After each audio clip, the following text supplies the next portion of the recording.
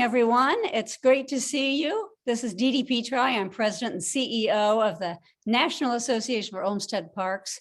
We're proud to be the managing partner of Olmsted 200, the celebration of the 200th birthday of Frederick Law Olmsted.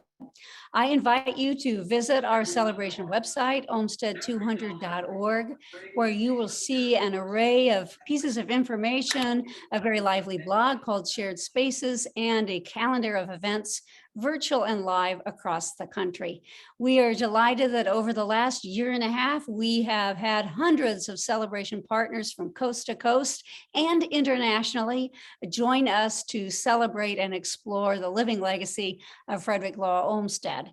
And we're especially delighted tonight to continue our programming with none other than John Phibbs, the indomitable, irrepressible British expert, the world's greatest expert, as I like to say, on Capability Brown and Humphrey Repton, who's going to join us tonight to give us some insights into a planned tour retracing Olmsted's steps in England. And with that, I just want to say welcome, John. It's great to see you, and we look forward to your presentation. If everyone on this would please mute and even take yourself off video, that will help us with our reception. Take it away, John. Okay, thanks a lot. I shall try and share the screen. Okay. And then start. Oh. I think we're underway. So,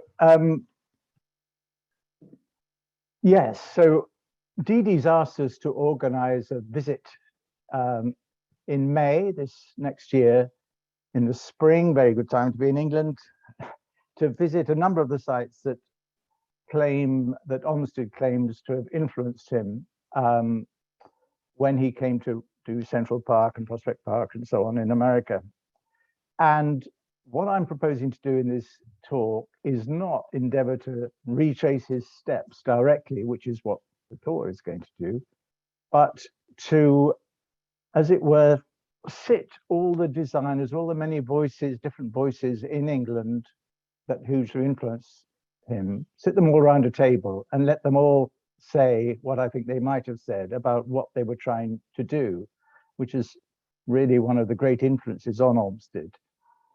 And I put this picture up first because you know how it is sometimes, at least I find, when I'm going to see some historic monument and you meet the guide, and the guide stands you outside the front of this wonderful monument in the rain and the wind for half an hour explaining what you're going to see. So I thought if I'm doing an initial explanation, at least I can show you a pretty picture. And I'm showing you this for two reasons, because there are two things before you even start thinking about England, and correct me if I'm wrong, because I'm ready to be wrong, but England, as opposed to the United States in the 19th century, is that England was a deeply acculturated, cultured place. Whereas for Europeans going to America, everything was new and fresh, and there weren't those associations with the past. So I put up this picture of Ilam, which is on the Staffordshire-Derbyshire border in the Peak District, for two reasons, because it demonstrates two aspects of this culture that you have to be aware of, and that Olmsted largely, I think, overlooked, because he was American, and that's what makes his insight so interesting to me. But one of these things is that in England, as in Europe, the landscape had been intensely cultivated for some 7,000 years before he got there. And if you look at the shape of the earth, the corrugations like corduroy in the grass, this is medieval ridge and furrow, and we take it very much for granted in England. It's all over the place, but this level of earthworking on an enormous scale. Yeah, in the background, another introduction. In the background, over my left shoulder, is my wife, Ginny, who's waving. You can see a distant hand waving. And she reminds me when I've got a bit off track. Ridge and furrow is a medieval agricultural system, an arable system. You plow the furrows, and earth goes up into the ridges. So you get this corduroy. The other thing about Ireland then, in addition to the agricultural background culture, if you like, is that it is reckoned to be, by many, to be the model for the house of Jane Austen's hero Darcy in Pride and Prejudice, his house called Pemberley. And so whether or not it's true and how fiction it is, we have these deep cultural references. So with that by way of a starter, I'm going to look at one or two parks in England and their designers and what they were thinking about. So the most obvious, of course, is Birkenhead, which had this huge influence on Central Park. And I don't want to dwell on Birkenhead, but simply to say, when you see the plan, you can see that Joseph Paxton, who I shall talk about a bit more, was, I'm going to see if I can't get the, there's my 222 reasons how it works. No, I can't get them. Oh, no, all right, forget that. I don't know if you can see my cursor, but running through the middle, there's a through road, just like Central Park. And then you have two circuits, one for carriages, this one here, around the edge, and then a kind of pedestrian winding one on the inside. These two circuits for pedestrians and carriages, very typical. You have the mounds, you have all sorts of lakes, and the whole thing was to be funded by building villas around the edge. That's all these things. The villas this was a complete failure, but nonetheless it persuaded one town council after another, all over England, that these could be a viable project financially. And when you look at some of the features in Birkenhead, people say, oh, well, they built all these follies and want to represent all sorts of different architecture as an educational tool. And indeed, this was said at the time. But I think we need to bear in mind a slightly different idea. This is the entry, that for Joseph Paxton and the people, the idea was nothing is beyond the reach of the masses. There's a lovely story which summarizes this, of a great radical socialist trade unionist was discovered one day in the Ritz, the famous London hotel, having breakfast, sausages and everything, kippers, God knows what he was having for breakfast, some huge breakfast. And the Tories, that's the right-wing member of Parliament, discovered this trade unionist there and was about to out him for hypocrisy. And the trade unionist stood up in all his grandeur and said, "Nothing's too good for workers." And that was an attempt at a Yorkshire accent, by the way. Nothing's too good for the workers. And I think that's what Birkenhead is saying, is that here's an entry that's as grand as anything you'll find in the grandest country house, and nothing is too good for the people of Birkenhead. This is an astonishing statement of, should we call it socialism, despite the fact that he was working, of course, for, oh, I'll go on to that in a second. He was working for the Duke of Devonshire, and we'll come back to that shortly. But in terms of influence, so there's Paxton, I'll come back to Paxton, but Paxton himself was strongly influenced by John Claudius Loudon. And here's the Derby Arboretum, which is certainly one of the places we'll be going on this tour, which was laid out 10 years earlier. And it has these mounds. I'm trying to get my little cursor. Oh, here it is. Look, the little red dot. So it has, do you see it has the basics of the later plan, the circular drive all the way around the edge, bits of formal stuff, such as you see at Central Park, of course, and this mounding. And the mounding is a really interesting phenomenon. And if you go to the Derby Arboretum today, you see the mounding here. And I'm going to follow up on the mounding a little bit, but this is a real 19th century English thing. It's not what Capability Brown did in the 18th century. Capability Brown, born in 1716, dies in 1783, and Loudon is really working between 1800 and 1820. Dies in 1840, but he becomes a journalist after about 1820. So with these very few late works by Loudon of cemeteries and public parks, because he becomes committed again to this dealing with the people, how to treat people living in increasingly crowded towns and cities. So Loudon is convinced that fresh air, it all sounds, you can see, I hope you'll see that Olmsted is taking bits from all of these people, taking ideas from all of these people and fusing them into his own philosophy. And Loudon is very keen that people should have air and exercise, and he's really thinking of their health, not so much their spiritual health. And so you have cricket pitches, football pitch, sports pitches, archery grounds, very popular in these parks. But I'm going back to Paxton because I think that I've said nothing is too good for the workers, could almost be the motto on the gates at Birkenhead. But Paxton is also about a kind of bravura gardening. He was the head gardener at Chatsworth, and here you can see right in the front of the house the Emperor Fountain, which Paxton puts up. It's gravity fed. It's about 40 feet high, I think, at its peak. It's a big fountain. It was erected for the Tsar of Russia, who never actually visited, but who was a friend of the Duke of Devonshire. He was going to visit and he didn't turn up. Yeah. And at Paxton, at Chatsworth, you see the sheer scale of Paxton's bravura ambition. So this wall here, this is the base wall of the great conservatory, this enormous glass conservatory, which has got blown up in 1950 or so, because it was impossible to heat anymore, but it was big enough for Queen Victoria and Prince Albert to drive through in their coach. Huge scale of works. And this was the model for the very famous Crystal Palace, which was built as an exhibition centre in London by Paxton again. And most remarkable of all, I think, is his rockery, where over in the background, this is at Chatsworth, you've got the kind of pre-lapsarian chaos of the world. And then here he's rebuilt an entire, I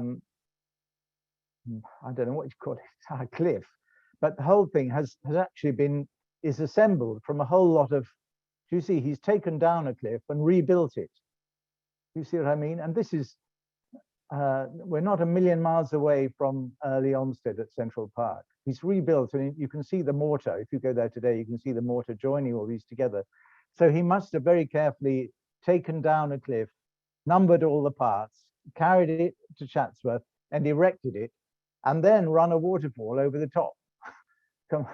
This is mad, mad gardening. And in terms of, to me, if I'm looking at his philosophy, it's the Samuel Smiles, you can do anything attitude, quite a, dare I say it, quite American in a way, of you can do anything you want, and that man, it has very little to do with nature, but it has a great deal to do with promoting the spirit of man and woman, what I'd say, humanity. On the other hand, 100 years earlier, pipes up another voice from the corner of this room where I'm imagining all these designers to be, is the poet William Shenstone, also very influential and much loved by Olmsted for his unconnected thoughts on gardening, published in 1764 after he died. And he's not a rich man. He was a poet. He had 160 acres in the Halesowen in the West Midlands, just outside Birmingham, in the middle of England. And basically, he kept it as a whole series of fields with walks around them. And these wooded walks had various monuments and bits and pieces. And then he drew these watercolors. He drew a whole series of watercolors. I'm just showing one, but you can see little monuments, a waterfall, his stream, which he called Niagara. Yeah, it was his Niagara. The fall is something like 10 feet over 100 yards. But anyway, he called it Niagara. I don't know if he had a very clear idea of what Niagara really was, but anyway, one applauds the spirit. And this is us. I was involved with restoring part of this, which it's so typical of England. This is a public park now, and all the books you read about the Lesos say that it's completely gone, it's completely lost. But we started working there in 1984, 5, 3, something like that. And I've been coming back off and on for a long time.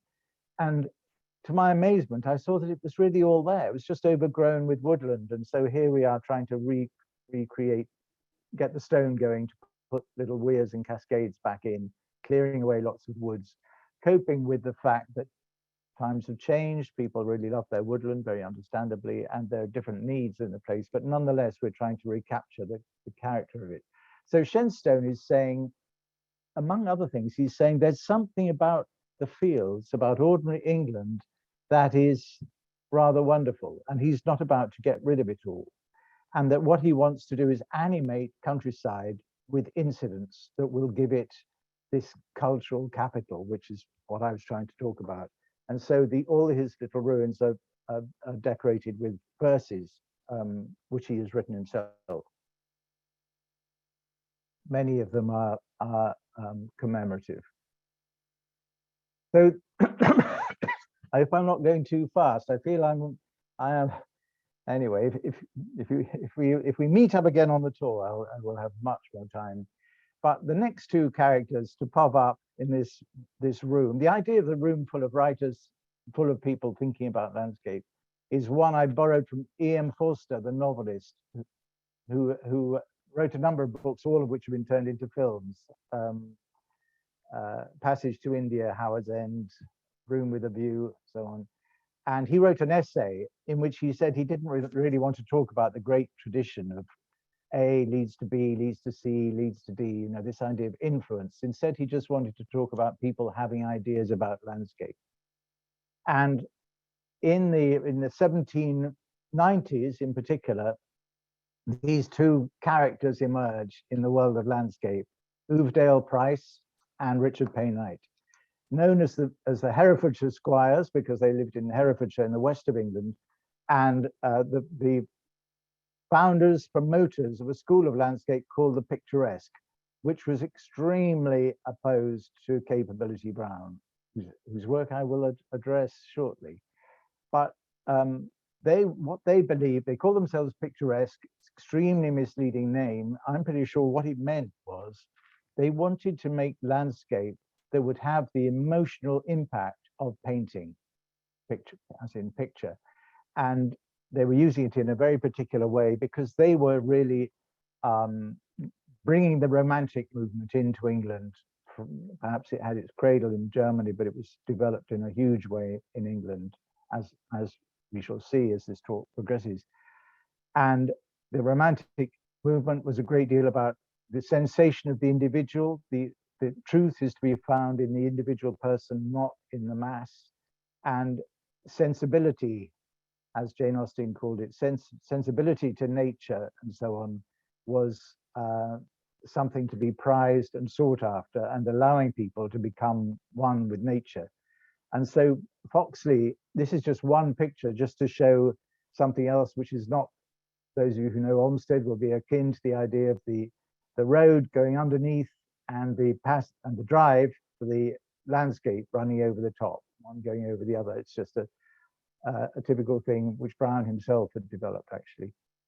But I'm going to mainly talk about his friend Richard Payne Knight's landscape at Downton Castle, which is still intact and is one of the most fantastic surviving 18th century gardens in England. It's intensely private, and the public aren't really allowed into the main bit, which I'm going to show you some pictures of, because I worked there. But it's a very precious nature reserve, and so managed by the government effectively, and very difficult to get access. But here's his castle, which Richard Payne Knight reckoned was Roman in theme, in design. He had very strong ideas about Roman civilization, ancient Rome. And so here's his bridge, which he regarded as a Roman bridge crossing the River Team. And the River Team, which runs down to Ludlow in Shropshire, runs through, in his land, runs through this very narrow gorge. And his landscape is in the gorge. And so here's a bit of it. And you can see this. This is really fairly radical. This is a little cave, a shelter, to shelter in the wind, halfway up a vertical cliff. The cliff is some 100 feet high, maybe. And there's this path. Can you see this vague track here? It's about 2 feet wide. No banister, no rail, no safety notice. I have clambered along it, taking my life into my hands, because it's meant to inspire terror, sensation, emotional sensations. And the gorge is all like this. And this is what makes it such an amazing place, unfortunately amazing for the wildlife as well. Well, not unfortunately, actually, the wildlife is all part of it. But in consequence, it is extremely private. And he built, he had a whole sequence of paintings done of his gorge. And there's only one new building in it, which is the Roman bath. And this is typical of the picturesque. He was a great collector of sketches by Claude Lorraine, the famous painter, 18th century painter, 17th century painter in Rome. But I think he called this the Roman bath. And I think the base here, do you see how it swells out? And it's really nicely built of dressed stone. This is meant to be Roman. He built the whole lot, obviously. And then above it, what you're seeing basically is a collapsed building with these very crude boulders and stuff stuck up, some kind of quasi-Roman figure in there. I don't know kind of what he's doing. And it is a bath. It functions as a bath. And here's the chimney and the fire where you get warm afterwards. But this is built as a kind of ruinated shack built on top of a Roman ruin to prove that the ruin is Roman. Do you see what I mean? Because it's two different building styles. But the interesting thing is that the whole thing is then covered with turf. So it's more or less buried, and it's still more or less buried today. You wouldn't know it was there unless you had more or less been directed to it. Because he's trying to present you with nature untouched by human hand. These paths in the cliff, they're meant to look as if they were made by goats or something or other, and no humans could use them. And the one building he retained was the Hay Mill, which is down at the end of the gorge and was an old mill building, to which he added this sort of summer house. And this with its smooth lawns, and there's another picture he did with a lady of the house is hanging out the washing. To me, it has a lot of Wordsworth. You know, Wordsworth described poetry as recollected in tranquility, as if you'd gone through the gorge, you'd suffered all these fears and excitements and sensations, and then you were allowed to rest up and have a cup of tea in this summer house down here. So there's another speaker. So we've had Shenstone saying beauty is really, really easy. You don't have to struggle so much to stay with it. And it has something to do with the character of England that he had inherited. You have Payne Knight saying you need to get really close to nature. It needs to make you frightened. You need to be shivering. You need to be in the grips of a great emotion in order to really feel closeness to nature, which is what he wants to get. Of course, Shenstone allowed the public to come into his gardens and lamented the damage they did to his primroses by sitting and having picnics on top of them. Payne Knight wouldn't allow the public in because this was a sacred space only for the elite, to be initiated into the wonders of nature. But I keep hoping, I can try and sum up as to what Olmsted might have taken from each of them, but I hope with your knowledge of Olmsted, you'll be going along and it'll be kind of triggering, oh yeah, that kind of fits. And he certainly, both Payne Knight and Uvedale Price wrote about the picturesque, their theories, and Olmsted may know, obviously very much liked Uvedale Price in particular and recommended his essay on the picturesque as essential reading. And here is the hay mill today. You can see it's still there, but equally, you can see that things have very deliberately been allowed to revert to nature to perhaps a degree that Payne Knight wouldn't have approved of himself. And now I want to come to Brown, who is, well, let me be quite frank. Brown is the titanic, giant figure of English landscape, what he achieved. T.S. Eliot, the poet, said that one sign of a major poet was that he had to have produced an awful lot of stuff. I summarize. But Brown produced an awful lot of work, and I think it's magnificent. And without it, English landscape, our whole idea of England would be completely different. But what Brown is saying, oh, and let me just talk you through this scene. This is the view from the West Terrace at Chatsworth, the private terrace. And all this stuff in the foreground, this is 1820. Ignore that, pretend it's not there. Brown's is everything beyond. The bridge is basically, it's designed by Payne, but isn't there because Brown is there. And all of the arrangement of these trees is in fact immensely sophisticated. But of course, you'd never notice it. Brown in his obituary famously said that Brown's big problem was that all of his best work would be mistaken for nature. In other words, he's the absolute opposite, you might think, to Paxton. And Brown represents, here's Chatsworth from the other side, just to give you a different view. Brown represents, you may know a Jane Austen novel called Sense and Sensibility. It's not one of her best, I don't think, but she's contrasting in two sisters. Sense, which is, if you like, Dr. Johnson knows stuff and nonsense, rationalism, the Enlightenment, against sensibility, which is this romantic response to nature. And Brown definitely represents sense. So he is offering this extraordinary simplicity, which is not encouraging you at all to get emotionally involved with the landscape. Although I get emotionally involved, but simply because I have so many associations with what Brown did. But what he is offering is something that seems completely timeless and serene and removed from the present. Whereas the picturesque school, if you think about it, we're really trying to engage you with the present. I'm starting to worry. I'm just going to check with Ginny that I'm not drifting so deeply into my own private little world. Does she say, oh, am I doing okay? Oh, Ginny says I'm doing okay. So that's a great relief. I'll carry on. So this is a Brown, and I'm going to move on from Brown because I could talk about Brown all day, but he represents a completely different attitude of the big space.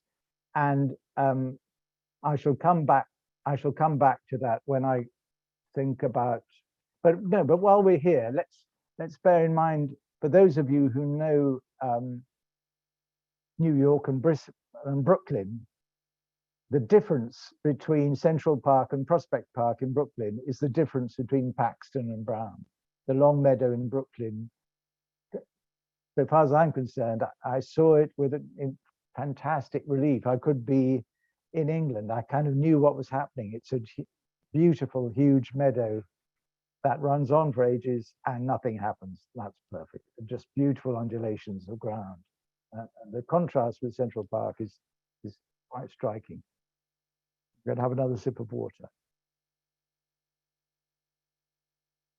The other thing to mention about Chatsworth, and this is something I don't understand, to be frank, but it seems to keep cropping up. I've mentioned it in context of the Lesos, and I could have done with Hay Mill at Downton Gorge, Downton Castle, is that no matter who they are, these people still seem to cling on to the idea of the cottage, of the worker's house, and leaving it in the middle of the landscape.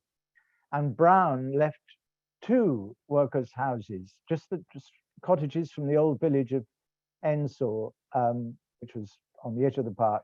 He left them there in the middle of the park, and he does this again and again.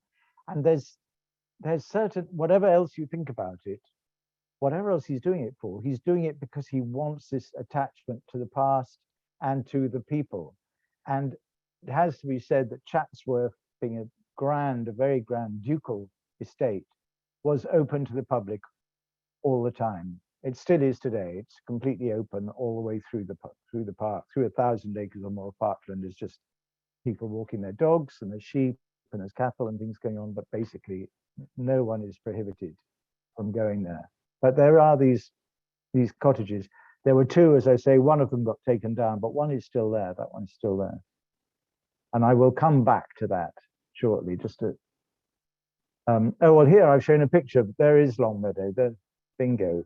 See, when I look at it from this view, I can't help wanting to be quite sure that people are confident that these trees are in exactly the right place. But there we go. I'm sure they are, but it's a beautiful place. So cottages I've been talking about, and I now come to Repton, Humphrey Repton. And towards the end of his life, Olmsted was a bit critical of Repton, but he was obviously very influenced by Humphrey Repton, who followed on from Capability Brown as the great designer, English designer. So he was born in 1752 and he died in 1818.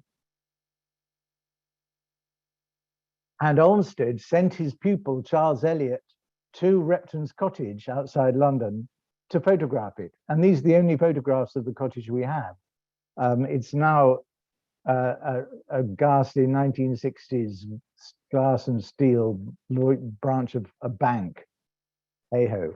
But not only did he send Eliot to photograph the cottage, but also, you may know, the Institute of Landscape Architects of America, their first name was the Repton Club. And the first book they published was an edition of Repton's work. So we need to look at Repton. He's coming out of his corner now. And I'm going to look in particular at Stoneleigh Abbey, because Olmsted went there and had a crucial moment of enlightenment there. And I've just realized I've got a copy of the text. So I haven't got it in the room. Gilly, my red binder, it's in my black case with the spiral binding. If we don't find it, red notebook. Sorry about that. This is anyway, Stoneleigh Abbey he goes to, and he doesn't seem at all aware that Repton has worked there. But I just want to show you some of the things about Stoneleigh, which is another place we'll definitely go to on this tour. Huge, huge house, inherited by an uncle of Jane Austen. So Jane Austen came here, but I'll come back to that later. So one of the things that is very evident at Stoneleigh, which will have been there when Olmsted was there, but he didn't particularly notice them, is a range of ornamental cottages, very comfortable cottages for the workers to live in. Hang on, I'm just flicking through my pages. Okay, I don't need it this minute. Oh, here we go. Okay, I'll come back to that. I'm now more arranged than I was. So there are these cottages for the workers. So again, Repton is looking after the workers, because if I had to make a distinction between Brown and what Brown is saying and what Repton is saying, Brown is making, it's just these sort of things you compress into a sentence and you can easily find fault in it. But Brown is making England a perfect place, making England perfect, really. Whereas Repton is making England a perfect place to live in, for the people to live in. Hence these cottages with their little front gardens. You can see the little picket fences running around them and so on. And here, some of you may not know Repton. In fact, I'm amazed. It's almost the same as Olmsted in England. If you ask most educated English people, they will have certainly have heard of Central Park and maybe others, and Falls, Yosemite, and so on. But they may not have heard of Olmsted. In the same way, I'm amazed when I go to America, people, if you're lucky, may have heard of Capability Brown, but they never heard of Repton. Yet Repton is quite a key figure. And what he did for his clients was produce these red books, which were a mixture of text saying what he was going to do and watercolors, which he drew himself. So this is one of his watercolors of Stoneleigh, of the gatehouse, in fact. And there is the gatehouse today, alas, from the other side, but it hasn't changed at all. And here you can see that Repton is, this is a before picture. He does before and after pictures. So if you look carefully, you can you see this little line here? This is the line of a paper flap. And they're lovely books because you look at the book and then you peel back the flap to see what he's proposing to do. And this is his after picture. He's going to change the house by putting a terrace on it. And he's adding all this detail, urns, cascades, little bridge, grotto type affair. And he's making it quite intricate. And Olmsted doesn't really notice this either. And then Repton loves the word intricate. And so Repton designs 3 bridges, which do get built, some of them. This is the Iron Bridge. And then here, there's a couple more bridges here in this drawing, one there and one there with the cascade running in. And Olmsted doesn't, well, he may notice these, but it's not crucial. And then you can see this intricacy all the time. This is Repton again, on his approach into the house.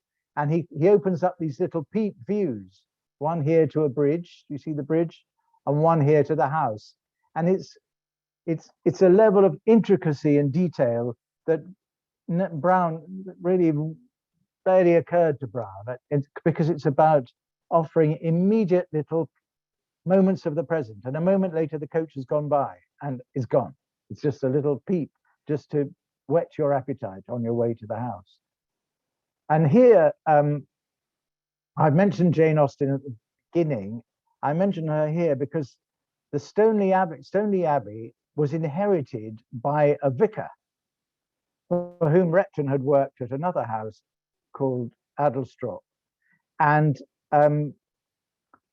Jane Austen came to Stoneleigh Abbey when the vicar moved in, because he was her uncle. I think maybe a slightly distant sort of uncle, but an uncle. And she came here and she wrote about the Repton Red Book in her novel Mansfield Park, where the house is called Southerton. And so she talks about Repton, or a designer, taking down the wall and creating this much more natural scene. This is Repton before and after. And I think we'd all say after is rather nice. But what really, Olmsted had his moment of revelation. It was caused by Repton, but he didn't realize it was Repton because he doesn't seem to have known that Repton had worked there. But what happened, this is another view from Repton's Lake across to the house, which was actually two enormous houses jammed together. This one was jammed onto the front of a much older house. And the orangery is 1851. Olmsted comes here in 1858, just after there's been a visit by Queen Victoria. And so these great, you see here, these terraces, they were all made in about 1850. Nothing to do with the Repton plan, which showed this lovely sheep grazed pasture running down to the water. And they were made for this visit by Queen Victoria, with these terraces and ornamentals all over the place. And this is where Olmsted has his moment. Can I read you a letter? I will try to give it feeling. So he writes to Sir William Hooker, who is running Kew Gardens in England and whom he has met. And he writes from Stoneleigh Abbey in 1859. I find that, I can't do an American accent, I shan't even try. I find that the simplicity without refinement of art, if indeed not without art, of Stoneleigh, seems to me far more worthy to be striven for than the beauty for which certainly much greater study, skill, and labor has been expended.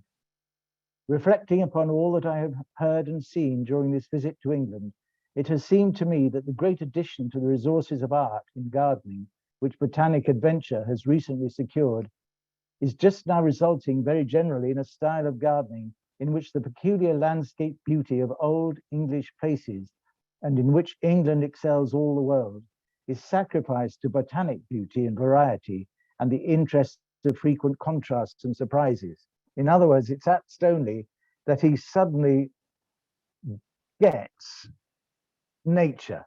I think that Central Park was all about providing, like Paxton, providing exercise and activities for people, endless frenzied activity and so on.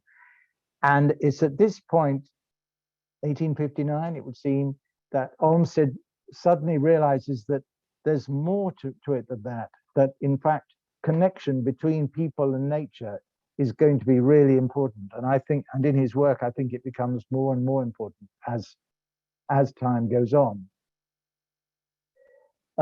And this, but before I leave Repton, I'm just going to quickly show you Bedford Square and give you another little reading, if I may, from Repton. So Repton is employed by the Duke of Bedford to do various works in London. His main one is called Russell Square, and another one, Cadogan Square. I've just happened to got a photograph of Bedford Square because this shows the importance of the upstairs, the big windows in the upstairs rooms. They are the main rooms. And the reason for that is given by Repton. Here is Bedford Square itself. But can I just read you another little snippet?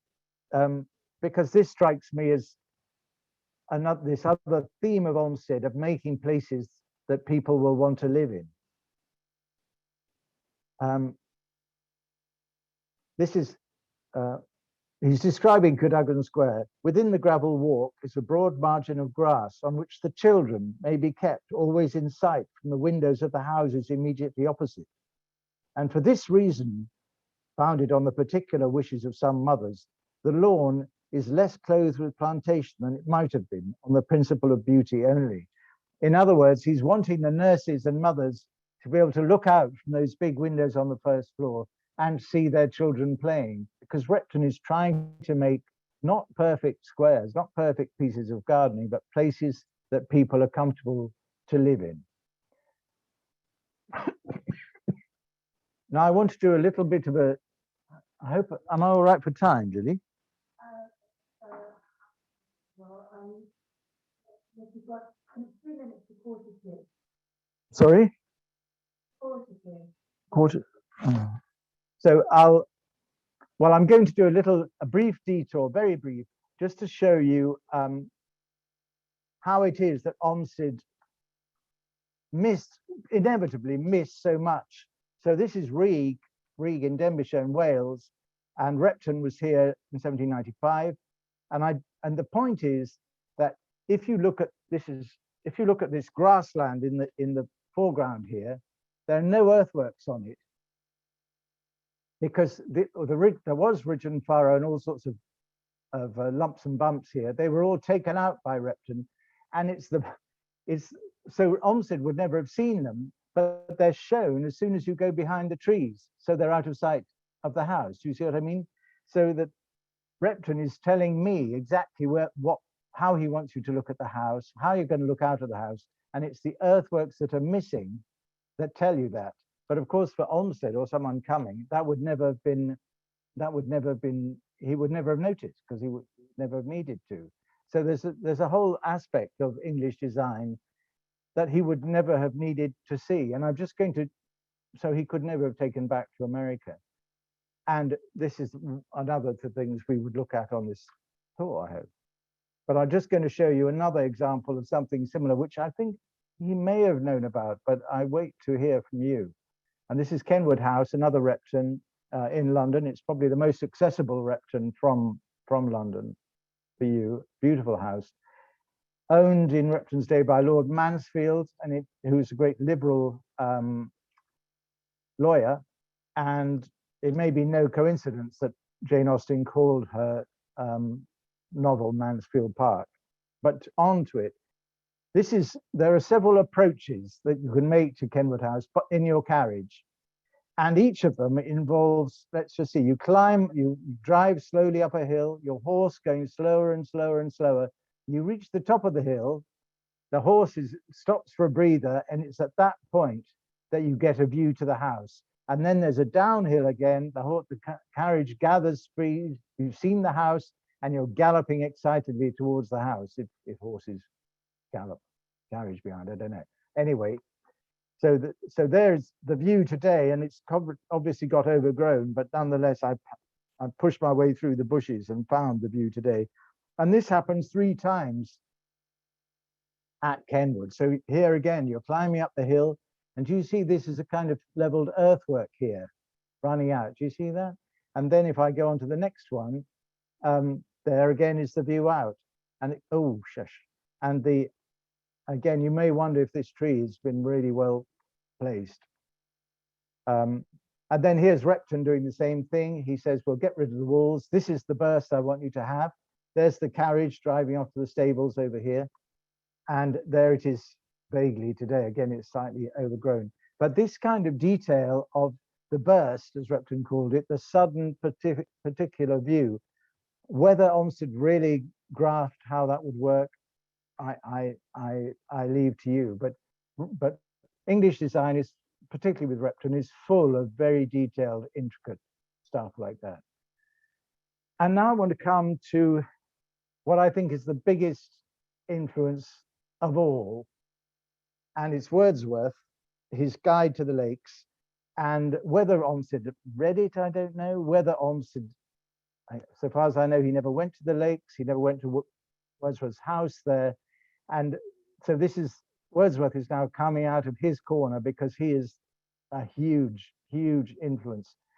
And here's his house, Rydal Mount, where he lived for the second half of his life and wrote the Guide to the Lakes. And Gilly says, I need to say where the lakes are. The Lake District is in the northwest of England, and it's the only part of England that has lakes. If you see a lake anywhere else in England, it's artificial, and probably made by Capability Brown. But this is the only place where we have lakes. And ironically, just because it's England, none of them are called lakes. They're all called meres or water or tarns or anything except a lake, but they're lakes basically. And here he lays out a garden. A lot of this shrubbery is later, but it's really simple. It's just basically a lawn laid onto the landscape. Whereas other houses would have a grand walled garden for their vegetables. His is just a little vegetable patch with a little fruit shed behind, covered in grass, completely lost in the bushes, as it were. But the point of it is that he should have a leveled walk that he can walk up and down while he's composing his verse, and untroubled, because he wants to have this deep communion with nature. And the view from the house is the view to Rydal Water, and that's the point. And the point of it is Rydal Water and the wilderness beyond. And the reason why Wordsworth is so important is that he is the person to come up with the proposal that the lake should be a national park. And this certainly comes in his 5th edition of his book, 1835. And Olmsted takes up the idea at Yosemite in 1864, and the whole American National Parks movement carries on apace, and the lakes were eventually made a national park, but not until God knows when, 1980, I don't know, 40 years ago or something, not very long ago at all. But Wordsworth had proposed it very seriously first. And for Wordsworth, the point of the national park was to protect nature and allow it to be experienced by people who'd had training in understanding nature, people like him. He was very against the railway coming to the park because he didn't want the new proletariat, who had no experience of nature, to be exposed to it. He wanted them to have little parks, local parks, like Birkenhead, where they could get used to the idea of grass and nature before being exposed to the lakes. And he also, I've talked about cottages before, and I think this is something else that Olmsted is very engaged with. He felt that he realized that the lakes were what they were because of the way they were farmed, because of the way they were lived in, because of this unique, what he called an ideal republic, set up by the small farmers, lots of small farmers in the lakes. And he saw the culture of the people. He saw these wild landscapes as deeply cultured by the people that lived in them and that had created them. And I want to show you, he then, in 1806, he had a patron called Sir George Beaumont, and he moved to his house before moving into Rydal Mount. Sir George offered him a place to stay, and in return, he made a garden for Sir George. And I just want to show you it. So you go down through these formal terraces, many of them made after, and no, they're all made after Wordsworth was here. And you find a little door in one corner. You wind your way down. Here's the wall of the great formal terrace, and below it there's an old quarry. And this is where Wordsworth makes a garden. And the planting is all native planting in his day.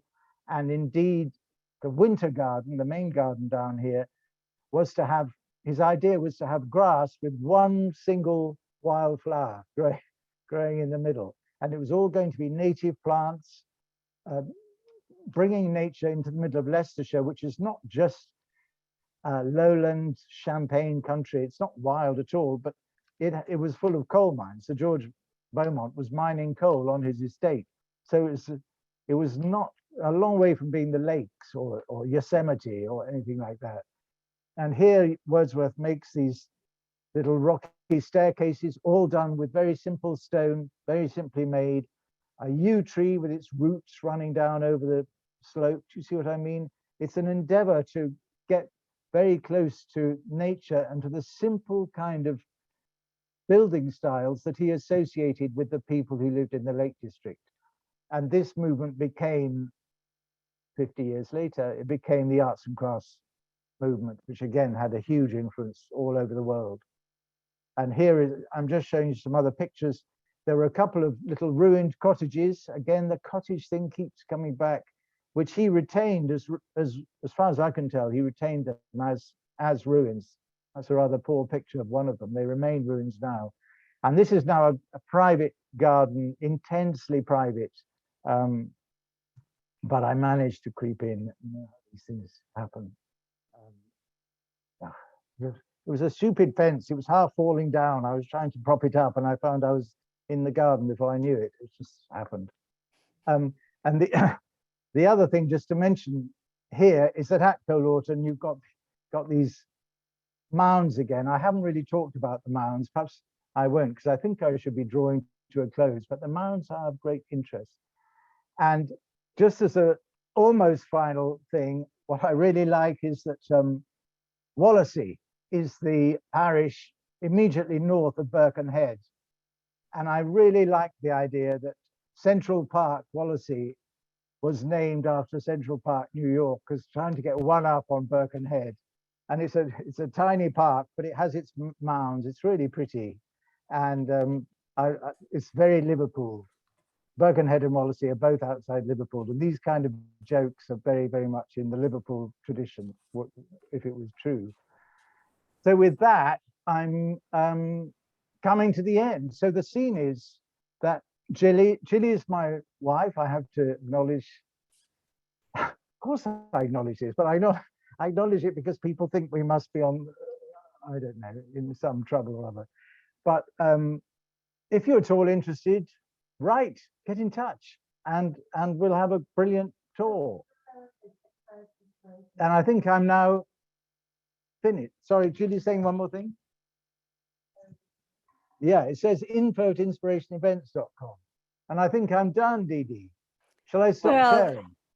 Dare I say, John, that you've merely just begun. So it was a delightful virtual tour for us all, making us think quite a bit about the influences on Olmsted and how he played upon them. I love the fact that when they submitted to the Central Park design competition, they did before and after, which I think really did help them in that competition. And we know where that idea came from. So really quite exciting. As you all can see, we have put a link to more information about this tour also in the chat box. So you can find information there on how to follow up with Inspiration Events. This is May 14 through 21, 2023. We probably have time for one or two questions. If any of you has a question, please put it in the chat box and we'll see if we can stump John. I know we can't. I'm sure you can. I'm glad you've now explained to me why Olmsted preferred Repton to Brown and helped me to understand that a bit more. So, do we have any questions? Huh.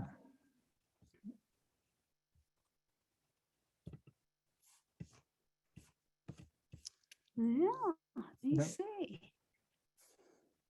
I don't think so. You've rendered them speechless, John. My accent, they don't really understand a word I was saying. That's probably the trouble.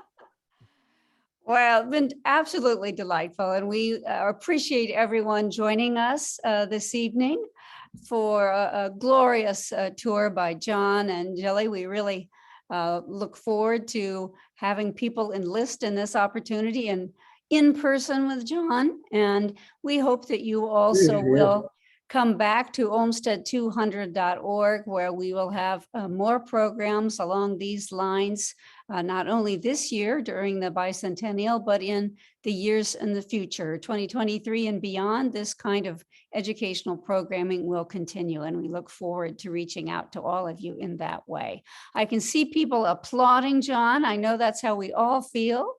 I'm very honored. And we will look forward to seeing you in the future, and want to thank everyone again for taking time away from your evening. So thanks so much, Indeed. everyone. Yeah. Okay.